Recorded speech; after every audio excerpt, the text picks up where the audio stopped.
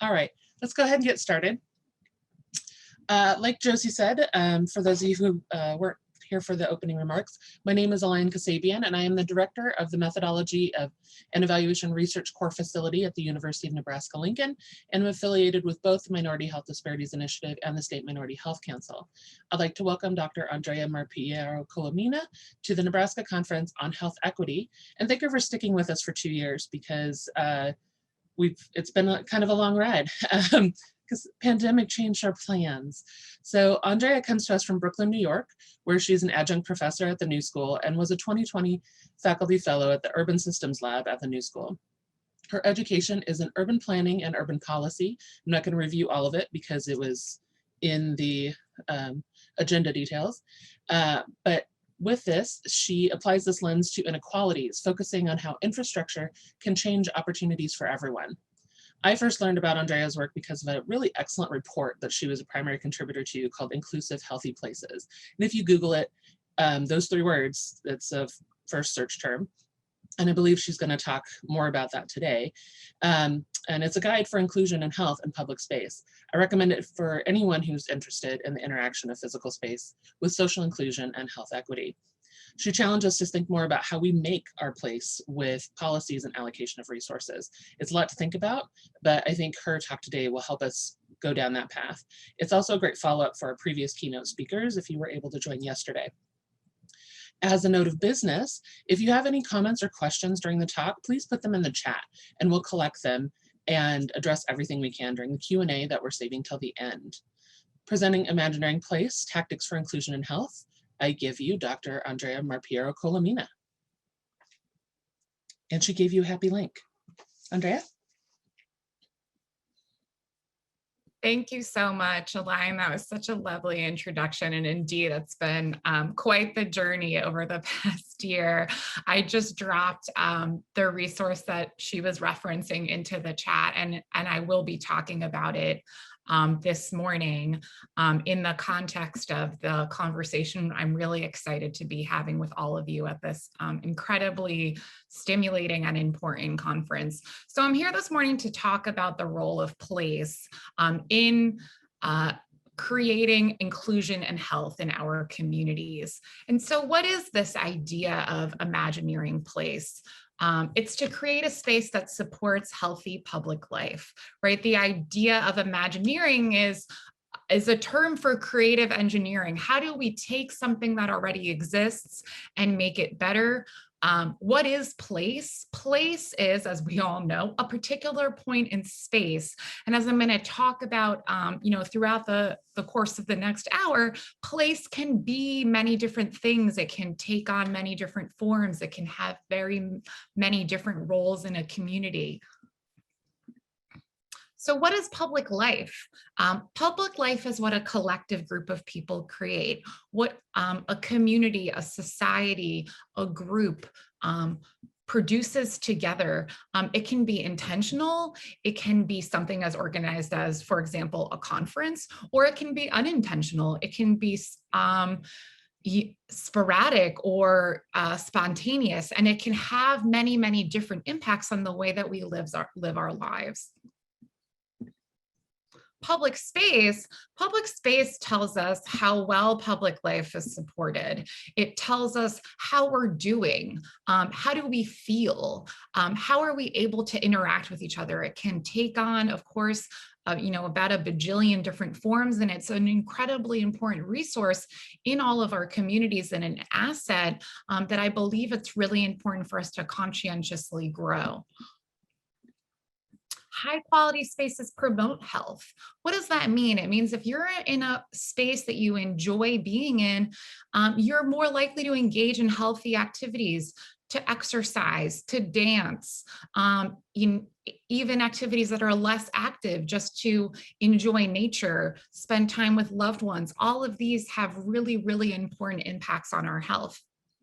Conversely, poor quality spaces can inhibit well-being if we don't feel safe, if there isn't enough space for us to walk, if the sidewalk is uneven and so it creates a bumpy ride, for both small children scooting on scooters and perhaps older or mobility limited people. Something as simple as a trash can that needs to be emptied can have a very big impact on how we feel in a space and whether our perception is that the space is welcoming to us and wants us to be there. So we're at a really interesting moment, and you know, it's so funny because I created this slide last year before the conference was canceled due to the pandemic, and the slide has just become so much more meaningful over the past year.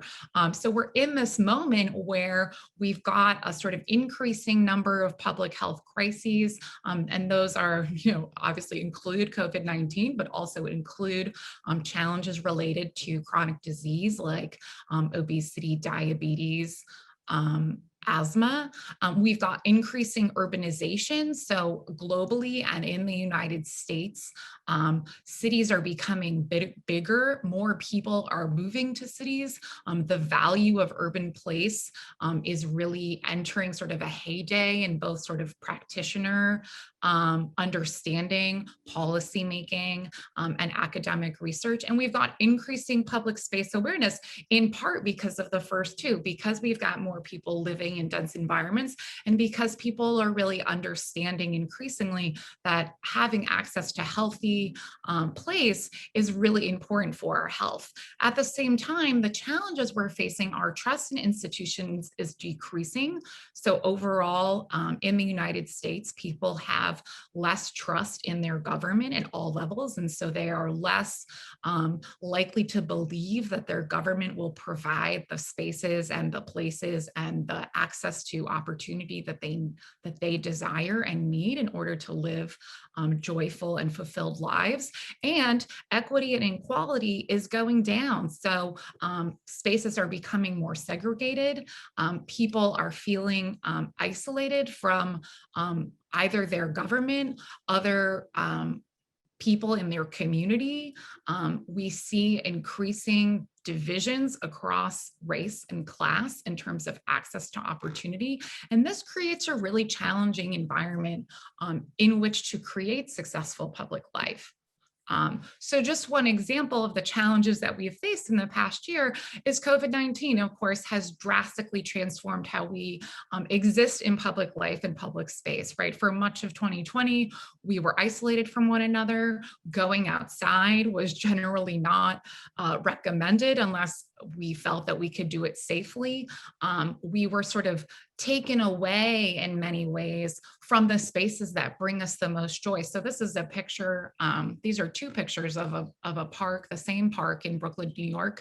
On the left, you've got an image of how folks existed and used the park pre-pandemic. And on the right, you've got these social distancing circles that were stenciled onto the lawn of the park in order to create a space that people could safely be in together at the height of the pandemic last summer.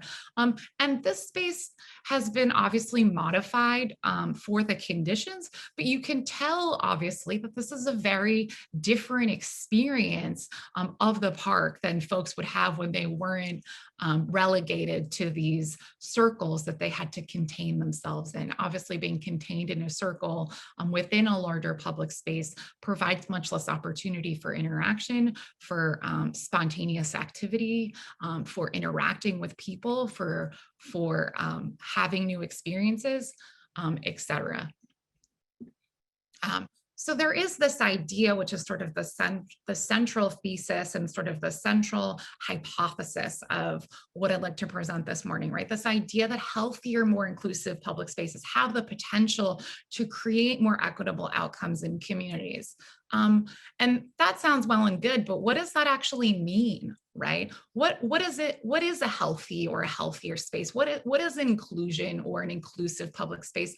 And what is equity in the context of space, right? I think it can be really challenging, and I'm sure many of you, if not all of you, experience this in your work, where these sort of big, flashy terms come into vogue, and there's this sort of a presumption that we all know what this means, and we all know what, we all understand how to apply these terms and how to apply these definitions and how to evaluate what these terms mean in the context of our work. So I'd like to break them down a little bit before we sort of continue into the meat of our discussion. So what is inclusive, right? Inclusive means, most simply, leveling the playing field to give equal access and cultivate participation from all people, right? And within this sort of push for inclusion, there's a focus on underserved and historically excluded or overlooked populations.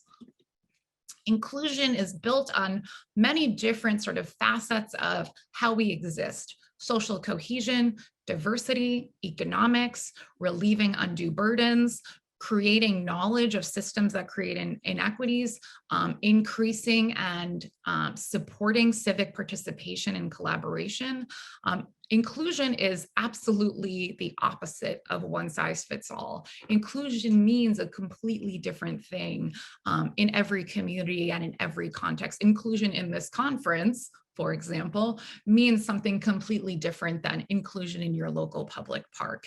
And the way that you negotiate the terms of that inclusion with the folks that want to be or whom you would like to be included changes substantially based on the context. Inclusion is also not only an outcome, right? Inclusion is not only the end goal. Inclusion is a process, right? How do we create something where at the end of the day, folks feel welcomed, respected, safe, and accommodated? How do we recognize and respect the needs and the values of people using a space, whether it be their ability, their gender, their religion, their race, their age, and how can we use inclusion as a tool to reduce health inequities stemming from long-term systemic barriers? How can we create inclusion and inclusive space in a way that allows us to address some of the other systemic challenges that we face in our communities and in our society? Inclusion and place is sort of the sort of zoom in of this question, right? How do we create inclusive place, and what's the value of that, right? Place can strengthen social ties. It can help create and sustain social cohesion. It can allow different kinds of contact. You may enjoy a place alone. You may go to the same place every day and see the same people, but not really know who they are, just sort of see them there. You may develop new relationships by being in a place. You may go to a place with a friend. There are, and these are not separate and static categories, right? We may go to a place for the first time alone, engage in passive contact, strike up a conversation, become familiar with a person that we see there or a group of people that we see there, and then eventually form lasting social relationships. And I'm sure, as many of you know from your own work, creating opportunities for new lasting social relationships is incredibly important for well-being and mental health.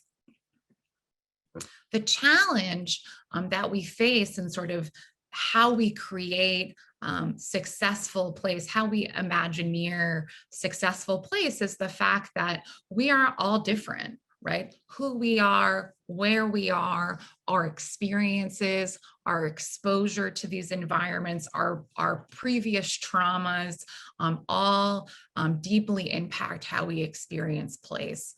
Not every place is created and maintained equally. Some of that is due to systemic inequities, and not every community has the same resources or power, right? And that means both sort of the obvious logistics of funding and maintaining place, but also just creating the political will to support successful place.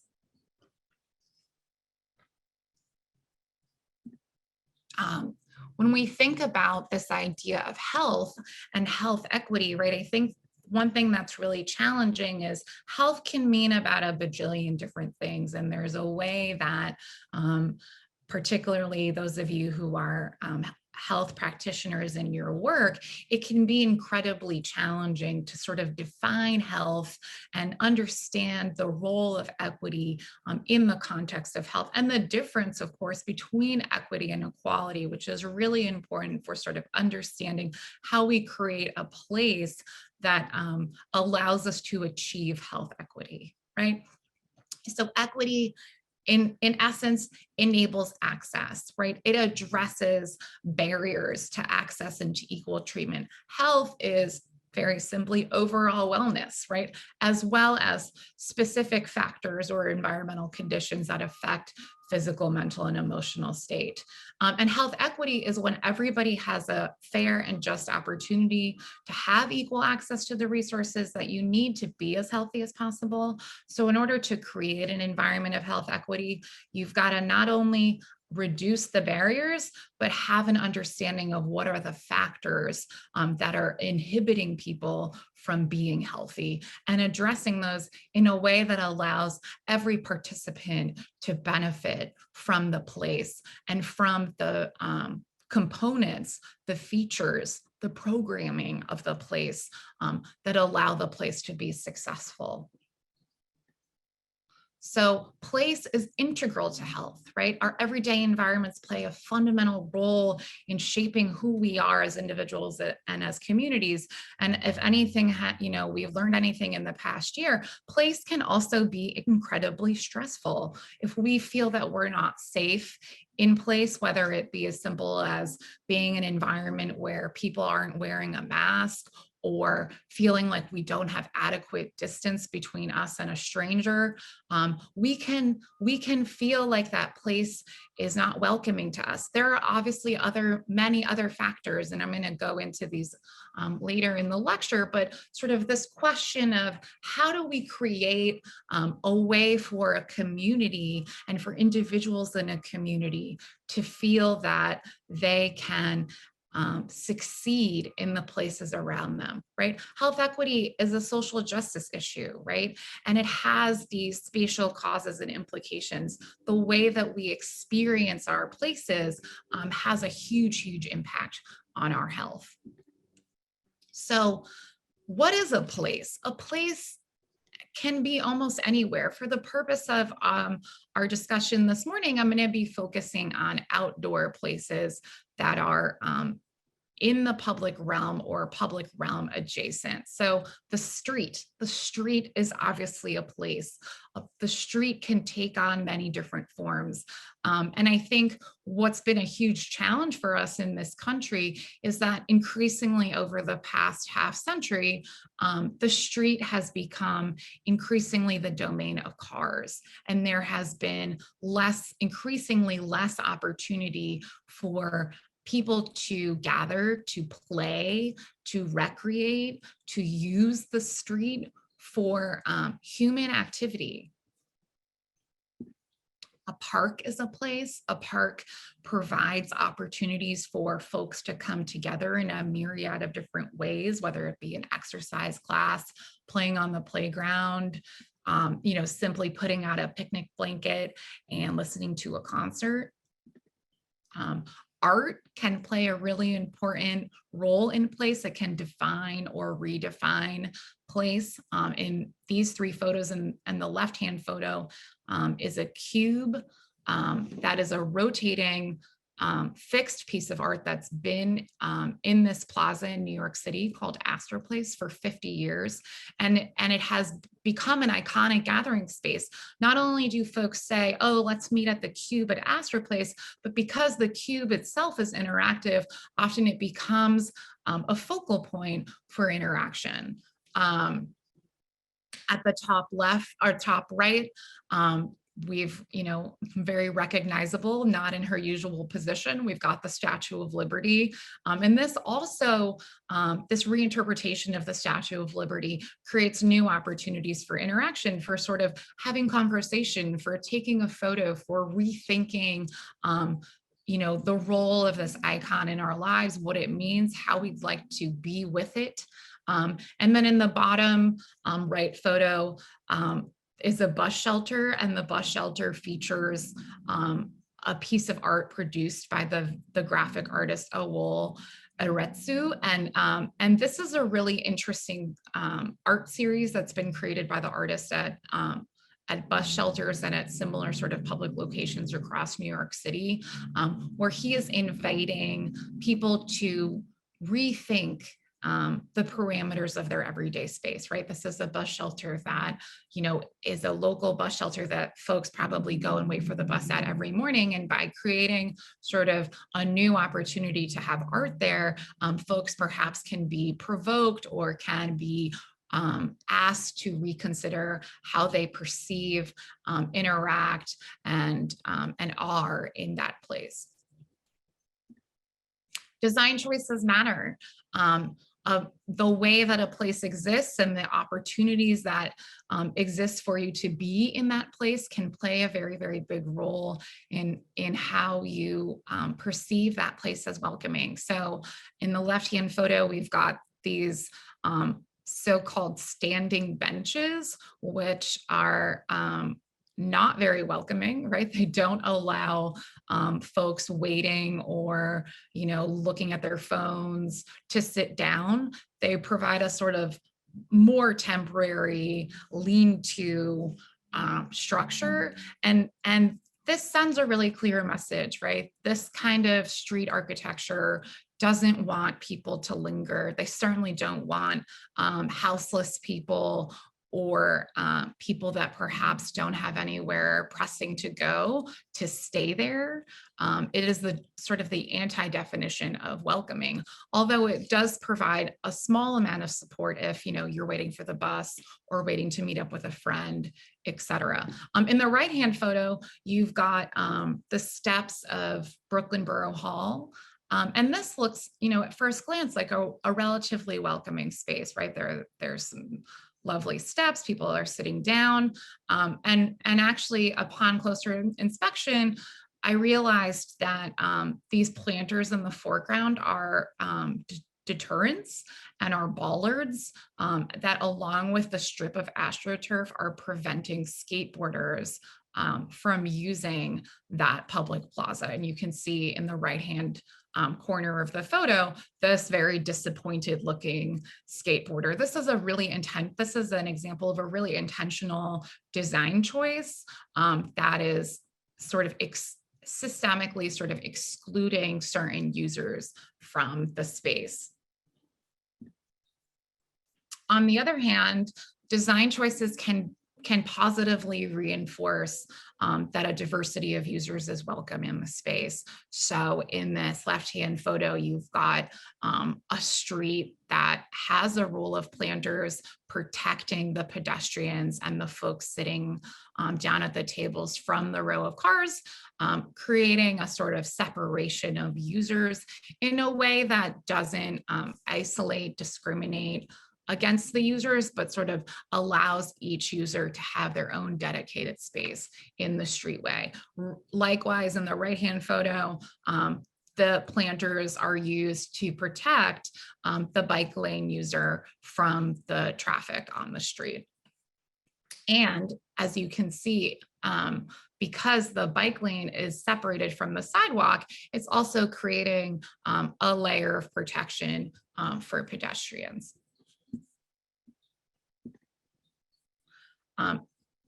Despite the best intentions of, or not best intentions of, designers, there is, of course, the human element, right? Design doesn't always mean user choice. So designers or in the design of a space may have a very specific use in mind, but the magic and the ingenuity of humans is that they will often take something that was intended for a very different use and reimagineer how the assets of the space can be deployed. So in the left-hand photo, this is one of my favorite photos. This is a photo of some bike share bicycles in the docks. So these folks sitting on the bicycles aren't paying to use them. The bicycles are essentially parked.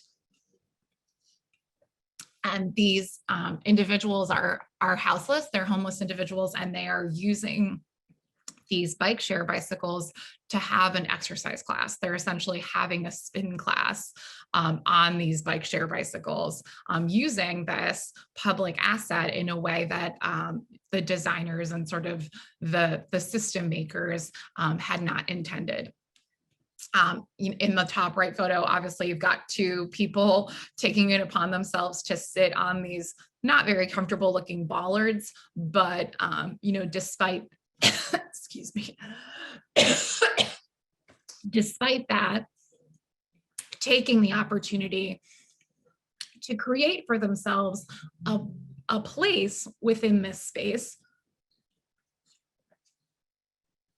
And in the lower right-hand corner, you've got the infamous skateboarder, using this handrail as a place to do skateboarding tricks. What I think is so great about the bottom right-hand corner is it's really easy to say like, oh, I think skateboarders are sort of unfairly vilified by, sort of most public bureaucrats, but it's really easy to be like, oh, what a pain in the butt, right? The skateboarder is sort of taking over the space and using it in this, sort of obstreperous way. And then you realize that actually they're the only user, right? So the space has been designed in a way, and the barricade in the background probably doesn't help, has been designed in a way that's essentially uninviting to everybody. And the skateboarder is the only one who's sort of hacked the space in a way where they can use it, and they can make use of it in a way that brings them joy. Change, the other element here, right, is it's really easy. And I think we're sort of in a heyday of urban designers and urban policymakers really pushing for change and really, questioning how we can better use the places in our communities. And I think it's really important to just acknowledge that change doesn't always equal progress, right? Sometimes a space is changed in a way that's actually not an improvement and actually creates a less human experience, a less inclusive experience. And so this is these are 3 photographs of Park Avenue in New York City. The photograph on the left is a photograph of the avenue in the 1920s, when actually the entire streetway was pedestrianized. And it looks like a pretty lovely and joyful place to be. The bottom right-hand photo is how the avenue exists today, full of traffic. Yes, there are some lovely trees and flowers, but generally not a very pleasant place to be a human being walking around or bicycling. And the top right photo is Park Avenue during something called Summer Streets, which happens every summer for 5 weeks in New York City, where every Sunday, several major avenues are shut down to vehicular traffic and once again become the domain of pedestrians and bicyclists. And so it's really funny, right, to sort of think about this idea that was proposed as sort of a space equitizer and a reinvigorator of the public realm in the top right photo, and the fact that that's temporary compared to the permanent welcoming space that existed 100 years ago. So I think that's something that's just very important to keep in mind, that I think there is this sort of tendency to challenge ourselves, to think that every change is progress, and also to sort of think that we can't go back to the way things were, right? There's no reason why Park Avenue can't be pedestrianized and redesigned in order to once again become a permanent, very welcoming space for public life. So there are many different elements of successful place. What is a successful place, right? A successful place is functional, a successful place is welcoming, and a successful place is a place where people have an emotional connection. So whether they go to that place with an emotional connection, right? Whether it's, a park you've been going to your whole life and you've had birthday parties there, you had your first kiss there, you won, the soccer tournament there, whatever it may be, or whether it's a place where over time you develop an emotional connection, right? You go there, for the first time alone, when it's you've moved to a new neighborhood, you develop a relationship to that space over time. The sort of way that we connect to the places in our communities obviously are very different and are very individual and are very personal, right? You could go to any public space in your community and ask 10 people, and those 10 people would have a very different emotional relationship to that space. And so I want to sort of spend some time here talking through the elements of successful place, what that means. And I've divided them into 4 categories. So the first category is physical features, right? What exists in the place that allows it to be successful and makes it easy to be there, makes it stimulating, makes it exciting, makes it feel safe. Physical features are incredibly important, right? They not only allow us to identify a place, this is the park with the, wonderful water feature. This is the park with the beautiful views. This is the park with the funny, art installation, whatever it may be. Having physical features that not only are sort of iconic to the place, but allow opportunities for interaction and for sort of building new neural pathways are incredibly important. The second element that I think is really important to consider and to sort of be thinking about when we're considering the potential of place to create new opportunities for inclusion and health are the measures of inclusion itself, right? So sort of who is included here? How do you get here? Does it feel like different groups of people can successfully exist here? And what does that look like? And it may look like many different things, right? A public pool can be a great equitizer, right? And anybody who can swim or is learning to swim can enjoy a public pool. A bike rack that allows folks to either park their vehicles or feel their non-motorized vehicles, or feel that there are other users arriving at the place in the same way is incredibly important. Something like a public health fair can also be assigned to people in the community, that this is a place that welcomes them, that is concerned about their well-being and their health. The third category that I think is really important is use and users. So sort of what are the uses of this space? Who are the users? How can the users use the space? What are the opportunities that exist here, and how do they sort of change over time? I think many of us are, human beings love new things, love things to be novel. And so to create spaces that have opportunities for multiple uses and users is incredibly valuable and important. So this is a park that was recently redesigned in the Bushwick neighborhood of Brooklyn.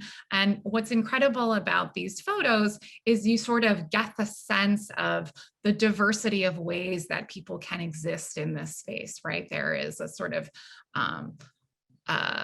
a passive recreation area where people can sort of sit down, maybe catch up with a friend, play a game of chess or checkers. There's a running track. In the background of the left-hand photo, there's a sort of climbing wall. There are basketball courts.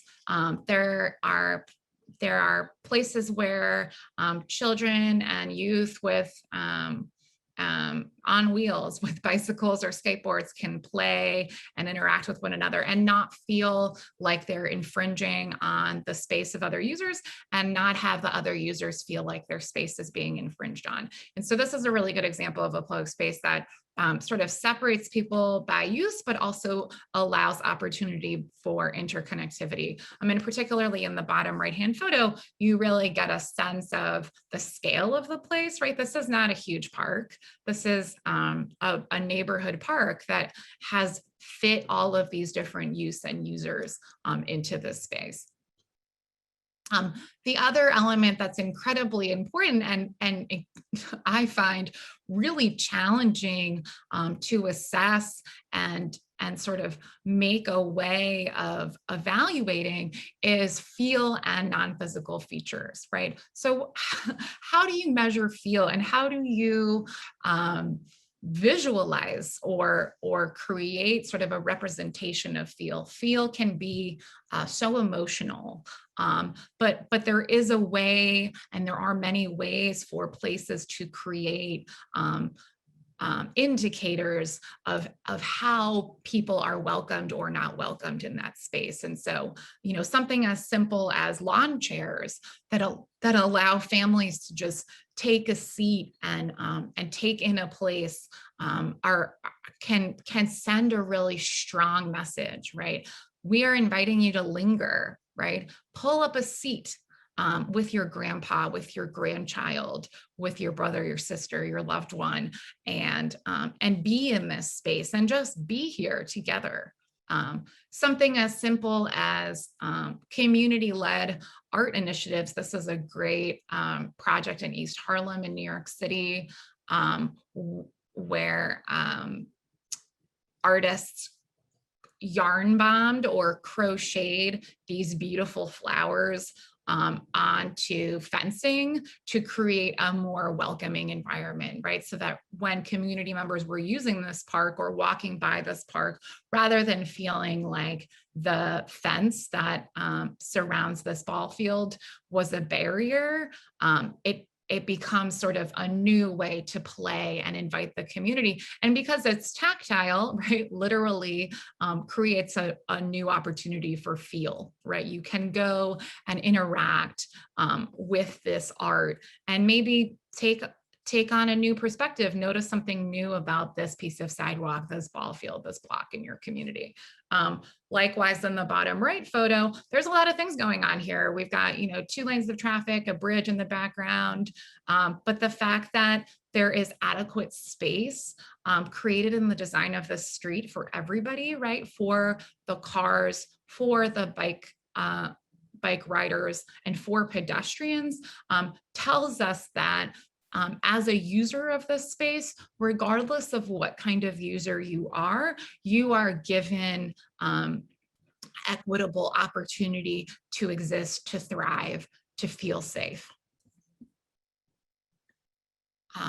Planning, designing, and evaluating for inclusion in public spaces can lead to progress towards health equity, but like that sounds really easy on paper, and it's really lovely that I wrote this on a slide. But what does that mean, right? And how do we evaluate that? And how do we sort of create ways in our work and in our communities to get towards creating inclusive and healthy places, right? How can we plan, design, and evaluate the public spaces in our communities in a way that support our desire to achieve inclusion and health equity? So first thing to sort of keep in mind, right? And I think all of us probably you know, contend with some elements of this in our lives, is the difference between the way space is experienced and the way space is governed,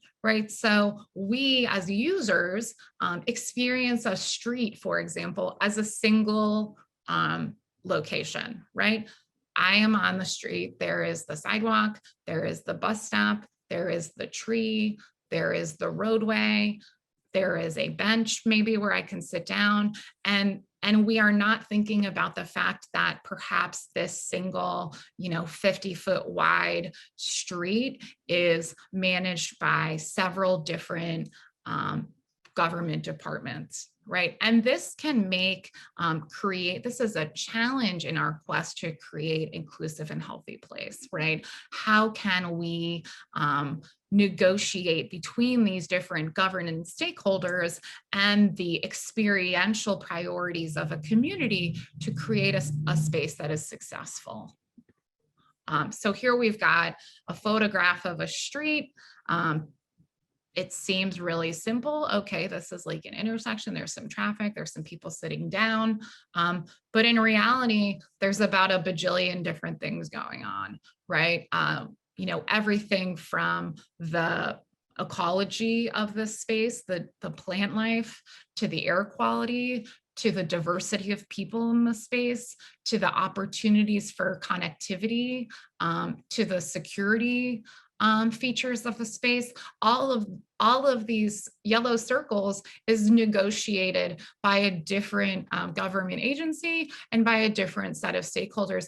And sometimes they are in conflict with each other, right? So the folks that are interested in maintaining economic potential and high property values are perhaps less interested in inviting a diversity of users, right? The folks that are interested in maintaining high air quality are perhaps not as interested in the economic potential of the space. And so these inherent contradictions in the priorities that people have can make it incredibly challenging to sort of negotiate a space that works well for everybody and meets everybody's interests.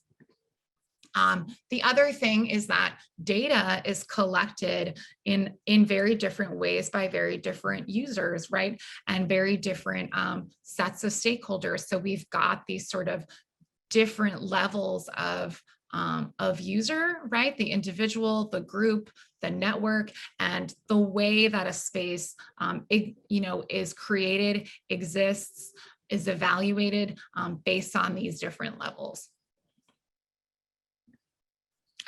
And so now I'd like to sort of walk us through this inclusive healthy places framework that I created in collaboration with GEL and with the Robert Wood Johnson Foundation.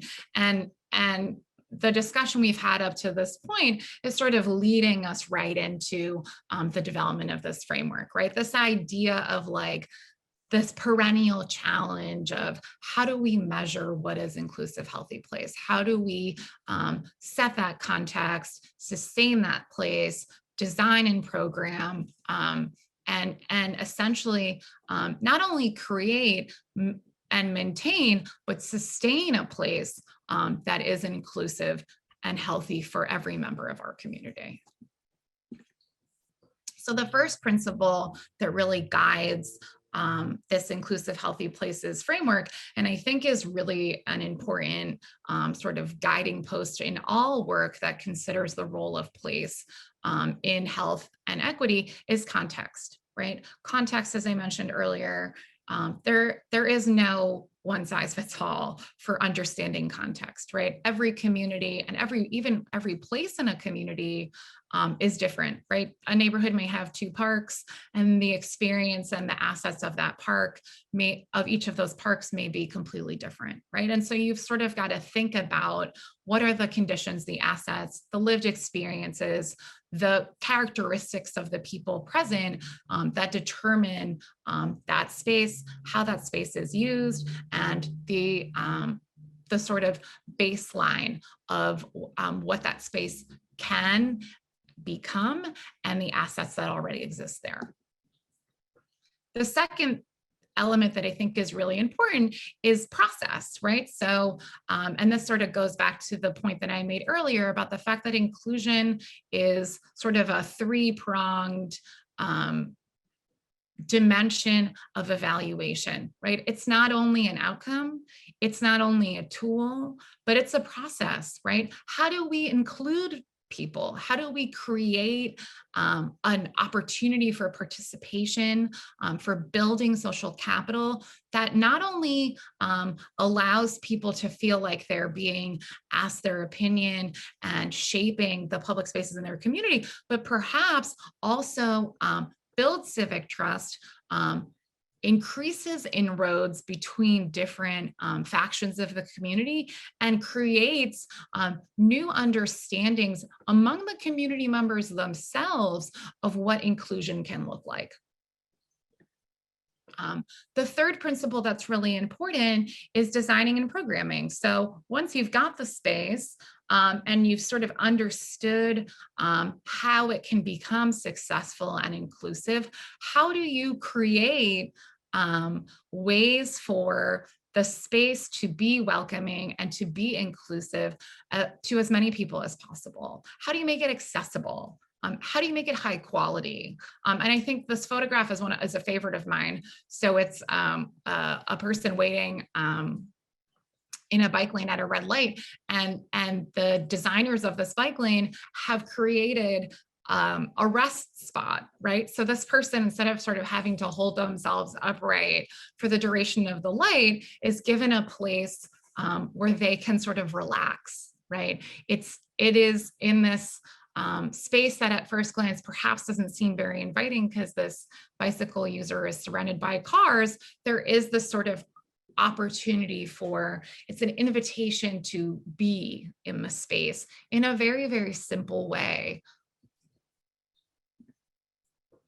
And the fourth element that's really important is sustaining a place, right? So it's really easy to design, or, not really easy, but it's easy enough to design a beautiful park, to get stakeholder input, to feel like the decision-making around the design of a place was inclusive, maximizes health, incorporates all the community stakeholders, has political buy-in. But the real challenge is sustaining that, right? And one of the main challenges that we face as human beings is that our circumstances are always changing, our communities are always changing, our lived experience is always changing, right? And COVID-19 certainly showed us that in a very different way, right? So how do we sustain the relevancy, the capacity, the use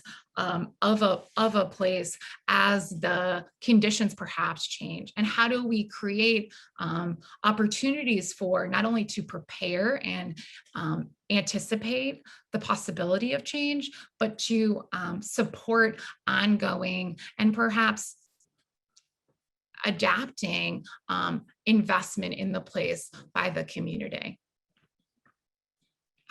And so I invite everybody to think about this framework, which I'll link in the chat once again in case folks are just joining after I finish my remarks.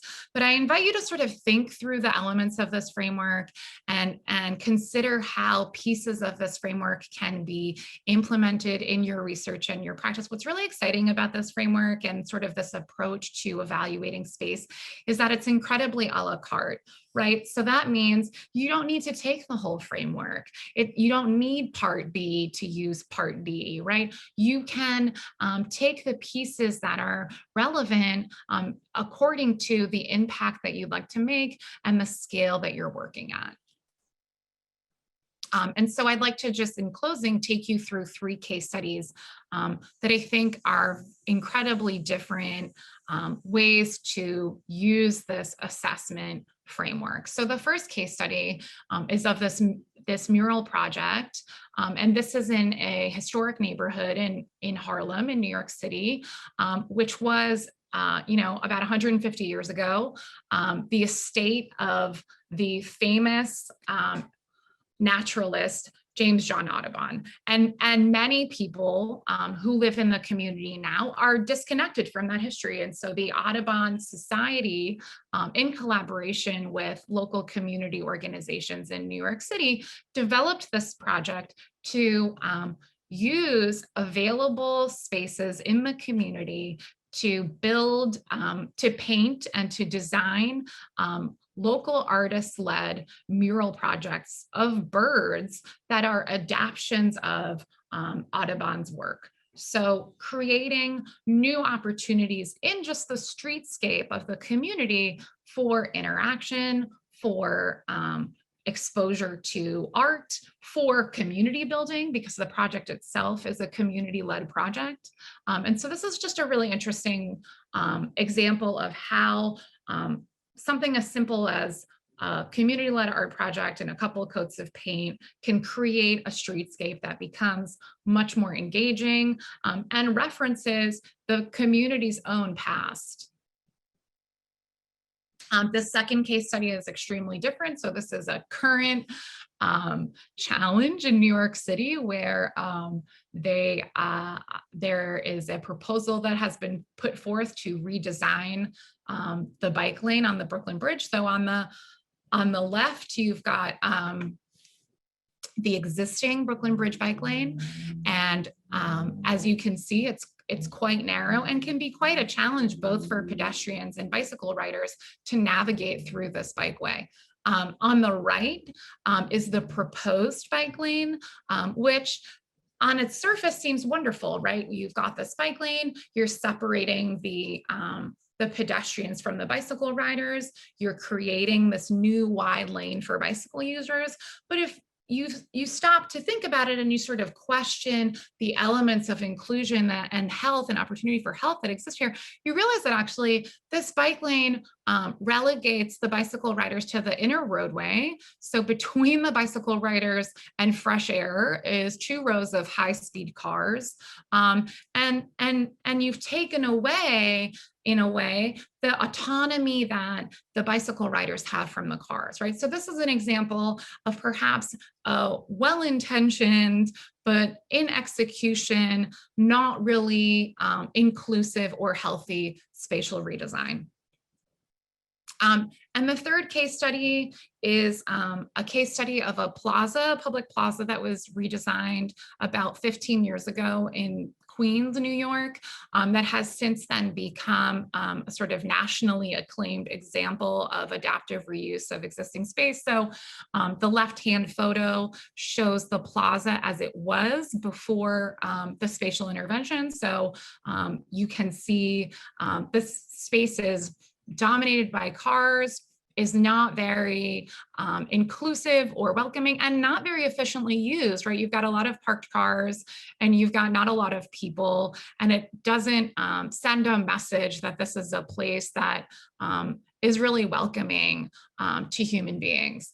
The top right photo shows at pretty much the same angle, a little bit more zoomed in, that same intersection that you see in the left-hand photo. Right. And in this photo, the cars have been removed, the space has been pedestrianized, street furniture has been introduced, and the space not only is filled with more people, but is more inviting, right? More inviting to play, more inviting to opportunities to recreate, and more inviting to human life.